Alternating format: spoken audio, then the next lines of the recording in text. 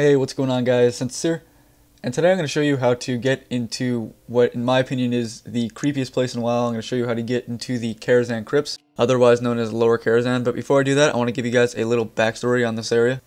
So over the years, a lot of rumors circulated about this on how it was originally supposed to be a lower portion to Karazhan, but it was scrapped halfway through production because it would have brought WoW's rating up from PEGI 12 to PEGI 16. So instead of taking the PEGI 16 rating or revamping the area to make it more suitable for younger ages, Blizzard just completely scrapped the idea and closed off the area. And until this day, it's still unknown if they're going to actually use this area for anything.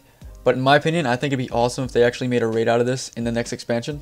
Okay, I think that's more than enough background info that you guys need to know. Now I'm going to put a little warning here since you are going to be glitching into a closed area. There is the possibility that you can get banned for doing this, and me personally, I don't know anyone that's ever gotten banned for doing this. I mean, if a GM does catch you, they'll probably just teleport you out and tell you not to do it again. But in the worst case scenario, they'll probably ban you for maybe a few days at most. So be sure to keep that in mind. I don't want you guys jeopardizing your accounts because of me. If you don't feel like taking the risk, that's fine. Just to watch my point of view, you'll get the same experience either way. Alright, now that's pretty much it. Let's get started. Alright, so starting off here, you're going to want to head on over to Gadgetzan in Tanaris, and then you're going to want to talk to this NPC right here and buy a ton of Noggenfogger elixirs. Next up, head on over to Morgan's Plot, which is located just outside Karazhan, which is in Deadwind Pass. Once you get there, drink the Noggenfogger elixirs until you get both the skeleton and the shrink buffs. Okay, now this part's a little tricky. What you have to do is get as close to the corner as possible and mount up on a flying mount.